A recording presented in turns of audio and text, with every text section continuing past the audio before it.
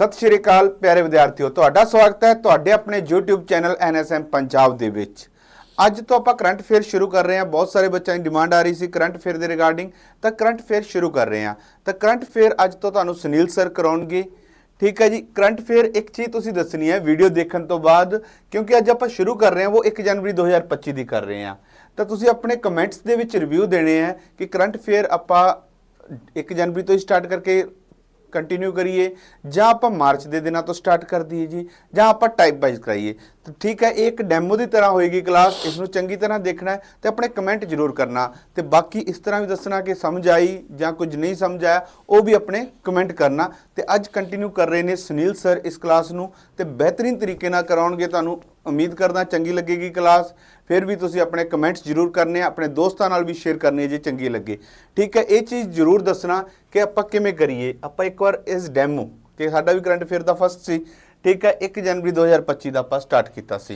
हुण तुसीं कमेंट्स करने ने, जिमें भी ज़्यादा स्टूडेंट्स कहणगे आपां उवें ही स्टार्ट कर लवांगे।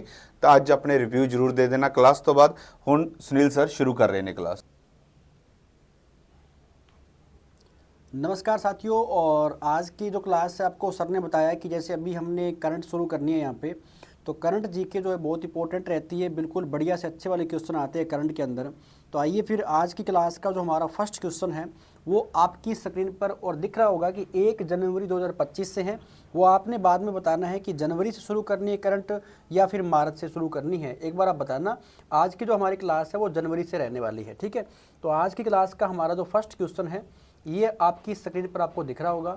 देखिए, इस क्वेश्चन ने आपसे पूछा क्या है, इसमें पूछा गया है which organisation sign to commercial loans with the government of India to support infrastructure and sustainable growth. यानी यहाँ पर जो बात हो रही है ना कि किस संगठन ने बुनियादी ढांचे और सतत विकास, देखो ये वाले जो नाम है ना यहाँ पर, ये बिल्कुल आपको बिल्कुल बढ़िया समझ के चलने हैं।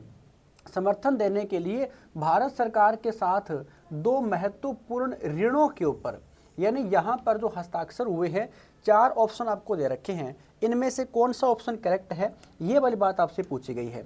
आइए आप इस क्वेश्चन को थोड़ा सा डिटेल में लेकर जाएंगे। 4 ऑप्शन आप क्लियर करते हैं। फर्स्ट ऑप्शन दे रखा है वर्ल्ड बैंक, सेकंड ऑप्शन दे रखा है International Monetary Fund IMF, Asian Development Bank दे रखा है और न्यू डेवलपमेंट बैंक दे रखा है। अगर मैं बात करूं कि इस क्वेश्चन का ऑप्शन कौन सा है, तो ऑप्शन नंबर जो सी है ना, ये हमारा करेक्ट रहने वाला है। एशियन डेवलपमेंट बैंक जो है ना, ADB, इसकी ऑप्शन कौन सा रहेगा, ADB, एशियन डेवलपमेंट बैंक। कई बार हमें ये पूछ लेता है कि इसकी फुल फॉर्म क्या होती है, तो हमें इसकी फुल फॉर्म भी नहीं पता होती कई बार, तो आपको अच्छी प्रकार से यहाँ पे नोट कर लेना है। और एशियन डेवलपमेंट बैंक के साथ में ना क्या हुए हैं, 2 ऋणों के ऊपर समझौते हुए हैं, हस्ताक्षर हुए हैं। तो एशियन डेवलपमेंट बैंक इसकी फुल फॉर्म होती है।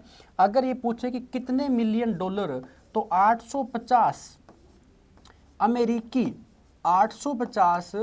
अमेरिकी मिलियन डॉलर, अमेरिकी मिलियन डॉलर,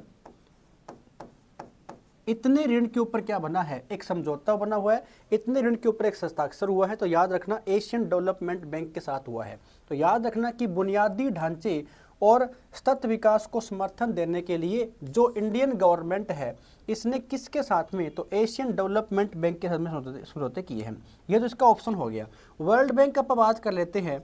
तो वर्ल्ड बैंक की स्थापना कब होती है, तो 27 दिसंबर 1945 को होती है वर्ल्ड बैंक की स्थापना। ये भी क्वेश्चन पीछे पूछा गया था। अगर आपसे पूछे कि वर्ल्ड बैंक का हेडक्वार्टर कहाँ पर है, इसका मुख्यालय कहाँ पर है, तो आपने बता देना है कि वर्ल्ड बैंक का जो मुख्यालय है ना, ये अपने आप में वॉशिंगटन DC के अंदर है। वॉशिंगटन DC के अंदर है ना, वॉशिंगटन DC के अंदर क्या है, इसका हेडक्वार्टर है। ये क्वेश्चन बहुत बार पीछे एग्जाम के अंदर पूछा गया है। हालांकि आपको इस क्वेश्चन को थोड़ा सा डीप में जाकर के पढ़ना पड़ेगा, बाकी मैं करवा ही रहा हूँ। अगर आपसे पूछ ले कि एशियन डेवलपमेंट बैंक की स्थापना कब होती है, तो 1966 में क्या होती है, इसकी स्थापना होती है ना।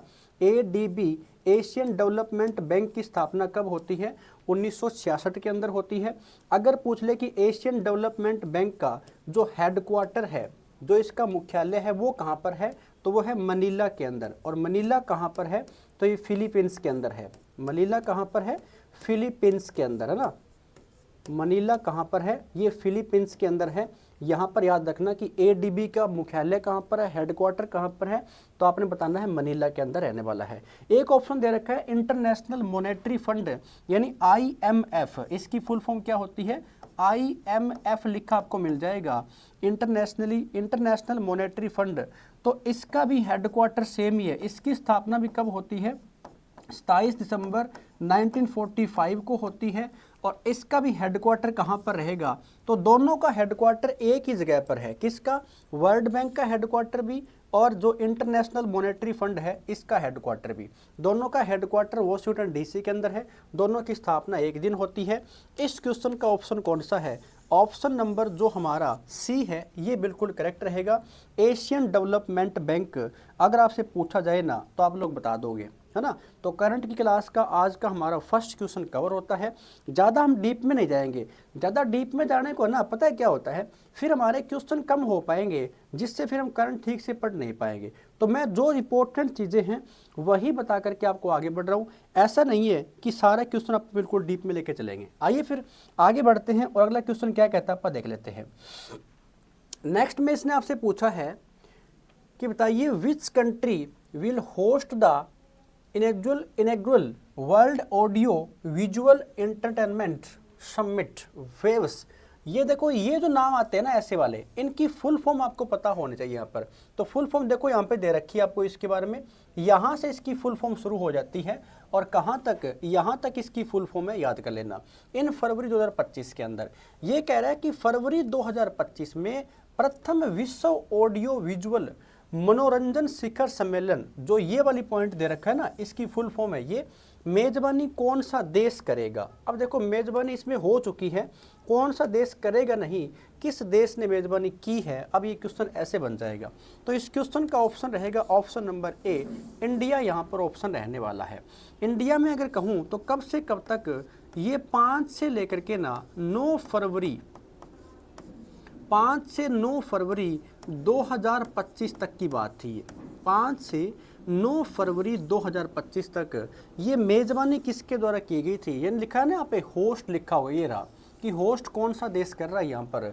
तो अपना इंडिया, अपना भारत इसको होस्ट कर रहा था। तो 5 से 9 फरवरी के बीच में क्या होता है? ये समिट होता है, ये सम्मेलन होता है, जिसकी मेज़बानी किसके द्वारा की गई है? इंडिया के द्वारा। और ये कब से कब तक हुआ? 5 से 9 फरवरी तक हुआ था। ये आपने बिल्कुल अच्छे से नोट यहाँ पे कर लेना है। तो इसका उद्देश्य यही है कि भारत जो है ये विश्व स्तर पे क्या बन जाए, अपने आप में एक डेवलपमेंट कंट्री बने यहाँ पर। तो 5 से 9 फरवरी 2025 तक रहेगा। होस्ट करने वाला कंट्री कौन सी है? इंडिया रहेगी। ठीक है, तो इंडिया है तो प्रेजेंट टाइम में इंडिया के बारे में कुछ बातें आपको पता होनी चाहिए। अभी इंडिया में कितने स्टेट है? तो 28 स्टेट है, ये आपको पता होना चाहिए। और साथ में कितनी यूटी है? तो 8 यूटी है। अब आपने करना क्या है, आप कोई भी करंट क्वेश्चन बनाओगे तो इन सभी राज्यों के मुख्यमंत्री कौन है और सभी राज्यों के गवर्नर कौन है ना, सभी राज्यों के मुख्यमंत्री और गवर्नर कौन है, ये सारे के सारे अपने अच्छी प्रकार से नोट कर लेने हैं। यहाँ से भी क्वेश्चन बन जाते हैं। अगर यहाँ पर सीएम है तो सीएम भी याद कर लेने हैं, कौन कौन सी यूटी है जहाँ पर सीएम है और कौन सी यूटी जहाँ पर लेफ्टिनेंट गवर्नर आते हैं वो याद कर लेने। 8 यूटी कौन सी आपको पता होना चाहिए। इन 8 स्टेट की कैपिटल भी कौन सी है, इनकी कैपिटल भी कौन सी है, इनकी राजधानी भी कौन सी है, ये भी अपने नोट कर लेना है।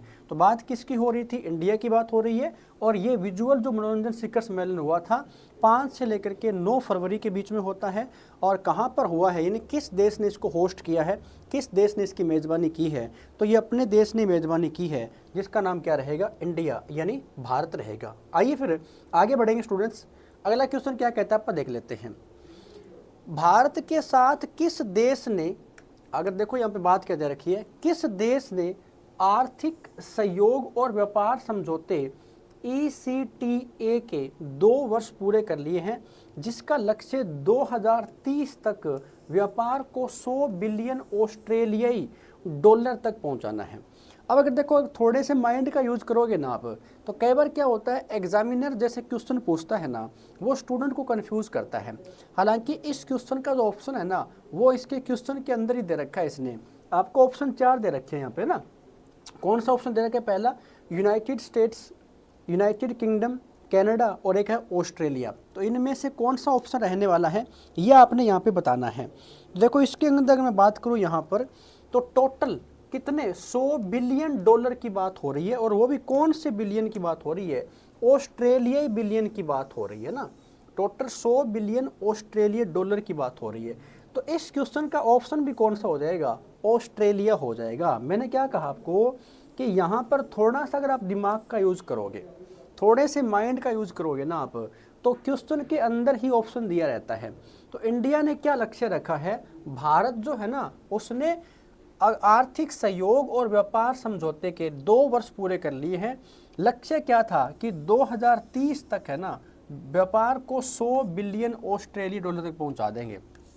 अभी कौन सा चल रहा है, अभी 2025 चल रहा है, अभी तो 2025 चल रहा है, ठीक है, लेकिन कब तक करेंगे ये, 2030 तक कर देंगे।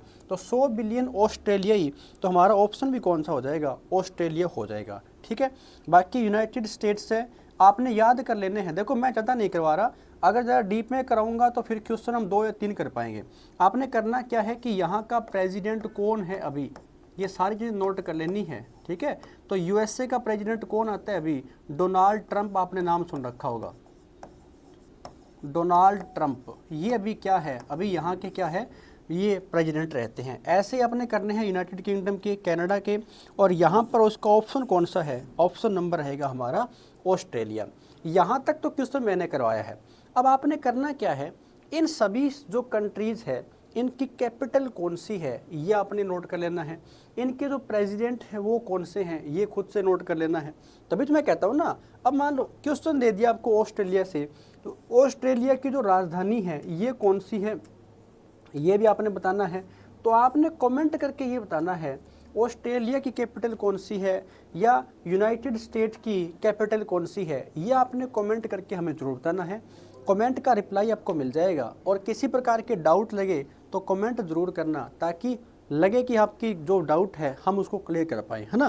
तो ऐसा नहीं है कि बिल्कुल बढ़िया से करो करके मैं आगे बढ़ रहा हूँ यहाँ पर। तो भारत के साथ किस देश ने आर्थिक सहयोग और व्यापार समझौते के 2 वर्ष पूरे कर लिए हैं, आपने बता देना है। 2030 तक की जब बात हो जाएगी ना, तो 2030 तक 100 बिलियन डॉलर ये पूरा कौन कर रहा है, ऑस्ट्रेलिया डॉलर तक करेगा। तो कौन सा ऑप्शन हो जाएगा, ऑस्ट्रेलिया ही रहने वाला है। कौन सा रहेगा, ऑस्ट्रेलिया हमारा यहाँ पर ऑप्शन रहेगा। आइए आगे बढ़ेंगे, अगला क्वेश्चन क्या कहता है देख लेते हैं। 1 मार्च 2025 से जो डीबीएस बैंक इंडिया के नए सीईओ, देखो chief executive officer of DBS Bank India effective March 1 2025, यानी किसको अपॉइंटमेंट किया गया है या किसको अपॉइंटेड किया गया है, ये वाली बात यहाँ पर हो रही है, ठीक है। अब देखो 1 मार्च 2025 से नियुक्त किया गया है, मतलब अगर मैं बात करूं इससे पहले कौन था, तो इससे पहले यह था ना। इसका जो कार्यकाल कब पूरा हुआ, 31 दिसंबर को कार्यकाल पूरा हो गया था। कब पूरा हो गया था, 31 दिसंबर को, 31 दिसंबर 2024 तक अगर आपसे पूछे ना वो कौन थे, वो तो ये थे सुरजीत सोम थे। लेकिन अभी जो है ना वो किसको नियुक्त किया गया है, 1 जनवरी 2025 से रजत वर्मा को यहाँ पे नियुक्त किया गया है। किसको किया गया है, तो ये रजत वर्मा जो है ना ये 1 मार्च 2025 से डीबीएस बैंक के नए सीईओ के रूप में नियुक्त किए गए हैं। तो 1 मार्च 2025 से ये नियुक्त किए गए हैं, जिनका नाम क्या है, रजत वर्मा जो है, ये नाम इनका याद रखना है। और जो सीईओ है इसकी फुल फॉर्म क्या होती है, chief executive officer, chief executive officer, chief executive officer CEO.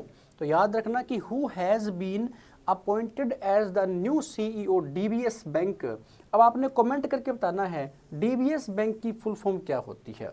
जैसे क्वेश्चन आया था ना पीछे, कौन से वाला, ADB, ADB Asian Development bank. तो अपन देखा था कि इसकी फुल फॉर्म क्या है और इसका मुख्यालय कहाँ पर, इसका हेडक्वार्टर कहाँ पर है। अब आपने बताना है डीबीएस बैंक की फुल फॉर्म क्या है ना, इसकी फुल फॉर्म क्या है ये आपने कमेंट करके ज़रूर बताना है, ताकि आपको आइडिया हो कि आप लोगों की भी तैयारी कितनी है, आपको करंट के बारे में कितनी चीज़ें आती है या नहीं आती है। ठीक है, तो इस क्वेश्चन का ऑप्शन कौन सा रहेगा स्टूडेंट्स?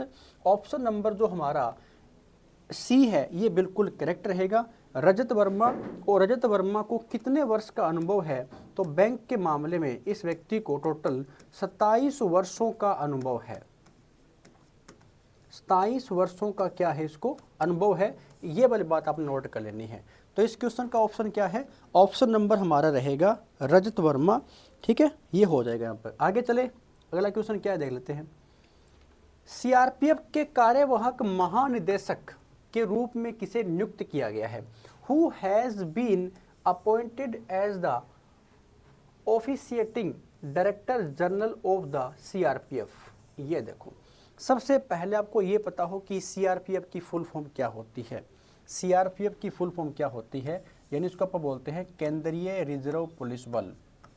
क्या कहा जाएगा इसे? Central reserve police force. तो केंद्रीय रिजर्व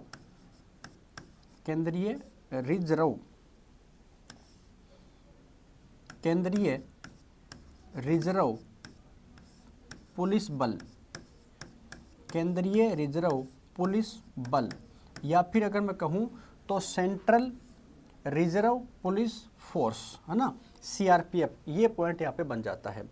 अब दूसरा पॉइंट ये आता है, जो ये सीआरपीएफ है इसकी स्थापना कब हुई थी? सीआरपीएफ जो है इसकी स्थापना कब की गई थी? तो 1939 में इसकी स्थापना की गई थी ना। 1939 में इसकी स्थापना होती है। सीआरपीएफ का जो हेडक्वार्टर है ये कहाँ पर है? तो सीआरपीएफ का हेडक्वार्टर है नई दिल्ली के अंदर। कहाँ पर रहता है? नई दिल्ली में क्या है? सीआरपीएफ का हेडक्वार्टर रहता है।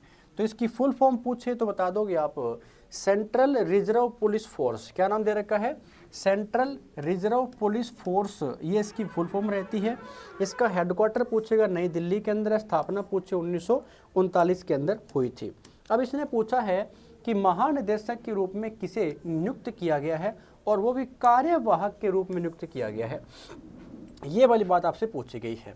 तो एक ऑप्शन दे रखा है अनीश दयाल सिंह, एक ऑप्शन दे रखा है वित्तल कुमार सिंह, और वित्तल कुमार, एक है वितुल कुमार, और एक है संजय अरोड़ा, और एक है दीपक मिश्रा। तो आपने बताना है यहाँ पर इस क्वेश्चन का ऑप्शन क्या रहने वाला है। तो ऑप्शन नंबर जो है ना हमारा, अच्छी प्रकार से नोट कर लेना, ऑप्शन नंबर है हमारा सेकंड कौन सा ऑप्शन है? वितुल कुमार को यहाँ पे नियुक्त किया गया है। ये कहाँ के हैं? तो 1993 के आईपीएस अधिकारी है ये। 1993 बैच के आईपीएस जो अधिकारी है, ठीक है, आईपीएस अधिकारी, उनको याद रखना यहाँ पर। ये कौन से बैच के या कौन से कैडर के हैं? तो यूपी कैडर के हैं, 1993 बैच के हैं। तो वितुल कुमार को यहाँ पर क्या बनाया गया है? कार्यवाहक बनाया गया ना। देखो क्या नाम दिया गया है? ऑफिशिएटिंग नाम दिया गया है यहाँ पर ना। कार्यवाहक किसे नियुक्त किया गया है? वितुल कुमार को किया गया है। अगर पूछ ले कि इनसे पहले कौन था, तो इनसे पहले आपने बता देना है, इनसे पहले थे अनीश दयाल सिंह। इनसे पहले कौन थे? अनीश दयाल सिंह थे। इनको चेंज कर दिया गया है। किसको बना दिया गया है? वितुल कुमार को बना दिया गया है। तो सीआरपीएफ के बारे में जब भी क्वेश्चन आ जाए, ये बातें आपने नोट कर लेनी है। एक तो पूछता है कि इसकी स्थापना कब होती है, एक इसका हेडक्वार्टर कहाँ पर है। तो इसका हेडक्वार्टर रहने वाला है नई दिल्ली के अंदर। कहाँ पर है इसका हेडक्वार्टर? हेडक्वार्टर इसका नई दिल्ली के अंदर है। हो जाएगा यहाँ तक? आगे बढ़े, चलिए अगला क्वेश्चन क्या कहता है देख लेते हैं। भारत के 13वें प्रधानमंत्री के रूप में किसने कार्य किया और 1991 के आर्थिक सुधारों में महत्वपूर्ण भूमिका निभाई थी? इस पर्सन को आप लोग नहीं भूल सकते। ये वो पर्सन की बात कर रहा है जिसने हमारे देश को एक बार बिकने से बचाया था। कहने का मतलब ये था, ये देखो क्या लिखा हुआ है, who served as India's 13th prime minister and played a pivotal role in the economic reform 1991 की बात थी यहाँ पर। अगर मैं बात करूँ कि 1991, इस क्वेश्चन का ऑप्शन अगर आपसे पूछे ना कौन सा रहेगा, तो ऑप्शन नंबर हमारा है डॉक्टर मनमोहन सिंह। डॉक्टर मनमोहन सिंह ये 2004 से लेकर के 2014 तक तो क्या रहे थे? प्राइम मिनिस्टर रहे थे, भारत के पीएम रहे थे ये। ठीक है। तो भारत के पीएम थे तो कौन से नंबर के थे? 13th पीएम थे इंडिया के। लिखा है बड़ा ना यहाँ पर कि 13वें प्रधानमंत्री के रूप में भी कार्य किया है और साथ में 1991 के आर्थिक सुधारों में महत्वपूर्ण भूमिका निभाई थी। आपको अच्छी प्रकार से पता होगा कि 1991 में जो हमारा इंडिया था, हमारा देश था ना, तो इंडिया के पास में ऐसा कहा जाता है कि टोटल 15 दिनों का पैसा ही बचा था। ठीक है, 15 दिनों का पैसा बचा था और पैसा बचा था, इसलिए इंडिया को जो इंडिया का सोना था, इंडिया का जो गोल्ड था ना, ये इंग्लैंड में गिरवी रखा गया था। यानी हमारे देश को बचाने का जो काम किया था ना, उस समय आर्थिक मंदी से हमारा देश गुजर रहा था, वो डॉक्टर मनमोहन सिंह के द्वारा किया गया था। तभी आपको पता ही होगा कि डॉक्टर मनमोहन सिंह के पीछे क्या हो गई थी, इनकी डेथ हो गई थी। तो डॉक्टर मनमोहन सिंह कांग्रेस पार्टी से 2004 से 14 के बीच में क्या थे, प्राइम मिनिस्टर ऑफ इंडिया रहे हैं और 2004 के अंदर ही बने थे यहाँ पर। ठीक है, और ये यहाँ पर क्या हुआ करते थे, एक वित्त मंत्री के रूप में भी इन्होंने कार्य किया है और एक आर्थिक जो हमारा क्या रहा था, महत्वपूर्ण भूमिका निभाई है आर्थिक सुधारों के अंदर। ये देखो 1991 की बात यहाँ पर की जा रही है। 1991 में जो पीएम थे ना, वो थे PV Narasimha Rao. PV Narasimha Rao, PV Narasimha Rao, ये 1991 के अंदर क्या थे, भारत के पीएम थे। इनके कार्यकाल में डॉक्टर मनमोहन सिंह क्या हुआ करते थे, वित्त मंत्री हुआ करते थे और आर्थिक सुधारों के अंदर महत्वपूर्ण भूमिका किसने निभाई थी, डॉक्टर मनमोहन सिंह ने निभाई थी। अब पीवी नरसिम्हा राव भी पीएम रहे हैं, इंदिरा गांधी भी रही है। तो इंदिरा गांधी के बारे में क्वेश्चन क्या आता है, first female prime minister of India, पहली महिला प्रधानमंत्री, पहली महिला पीएम। ठीक है, कब बनती है, 1967 के अंदर बनी थी। आपको अच्छी प्रकार से पता होगा, याद रखना। तो पहली महिला प्रधानमंत्री कौन थी, इंदिरा गांधी थी। और इंदिरा गांधी की जो डेथ होती है ना, इंदिरा गांधी की भी क्या की गई थी, हत्या की गई थी। कब, 31 अक्टूबर को की गई थी ना, 31 अक्टूबर को इनकी हत्या की गई थी। 31 अक्टूबर 1984, 1984 की हत्या की गई थी इनकी ना, इंदिरा गांधी की। तो याद रखना कि पहली female prime minister of India कौन थी, इंदिरा गांधी थी। अटल बिहारी वाजपेयी भी देश के क्या प्रधानमंत्री रहे हुए हैं। ठीक है, पीवी नरसिम्हा राव है, इंदिरा गांधी है, अटल बिहारी वाजपेयी है, ये सारे पीएम के पद पर रहे हुए हैं। डॉक्टर मनमोहन सिंह इनमें से एक पॉइंट याद जाएगा, हो जाएगा यहाँ तक। अगला क्वेश्चन क्या कहता है, देखें चलिए, किस संगठन को जनवरी 2025 से लेकर के जनवरी 2026 तक के लिए ग्रेट प्लेस टू वर्क के रूप में पुनः प्रमाणित किया गया है? इतना अच्छा क्वेश्चन है और ऐसे क्वेश्चन ही एग्जाम के अंदर आते हैं। तो which organization has been recertified as great place to work for January 2025 to 26? तो इसका ऑप्शन ज़्यादा देखने की ज़रूरत भी नहीं है, कौन सा ऑप्शन है, ऑप्शन नंबर हमारा बिल्कुल फर्स्ट यहाँ पर रहेगा। टाटा स्टील की बात यहाँ पर जब भी हो जाएगी, टाटा स्टील का जब नाम आता है ना, तो रतन टाटा का नाम जरूर आता है। और रतन जी टाटा जो है अभी दुनिया के अंदर नहीं, आप सभी को पता है। इन्होंने अपनी बहुत सारी संपत्ति डोनेट कर रखी है, बहुत सारी संपत्ति को दान में दे रखा है, यानी आधे से ज़्यादा संपत्ति को दान में इन्होंने दे रखा है। कहने का मतलब रतन टाटा एक महान व्यक्ति हुआ करते थे। ठीक है, तो पीछे में क्या हो गया था, देहांत तो हो गया था। जैसे डॉक्टर मनमोहन सिंह भी क्या रहे थे, अभी पीछे क्वेश्चन बढ़ करके आए हैं। तो डॉक्टर मनमोहन सिंह भी देश के पीएम अभी नहीं है, मतलब अभी वो दुनिया के अंदर नहीं रहे हैं, पीछे इनका देहांत हो गया था। तो इस क्वेश्चन का ऑप्शन कौन सा रहेगा, ऑप्शन नंबर ए हमारा बिल्कुल करेक्ट है, टाटा स्टील जो है इसका ऑप्शन रहेगा। ठीक है, तो स्टूडेंट्स आज की क्लास कैसे लगी आपको, ये आपने कमेंट करके ज़रूर बताना है। ये जो हमारी करंट की क्लास है, क्या हम कंटिन्यू इसी प्रकार से चलने दें और ऐसे क्वेश्चन करवाऊं या फिर महारत से करवानी है, ये आपने कमेंट करके ज़रूर बताना है। आज की क्लास को हम यहीं पर फिनिश करते हैं, छोटी सी हमारी क्लास रहेगी। अगर आप लोग हम ही करते हो कंटिन्यू करने की, तो कल से क्लास हम कोशिश करेंगे कि थोड़ी इसको लंबी की जाए, 40 से 45 या 50 मिनट क्लास की जाए। ठीक है, तो थैंक यू स्टूडेंट्स, मिलते हैं नेक्स्ट वीडियो के अंदर। Bye bye, take care.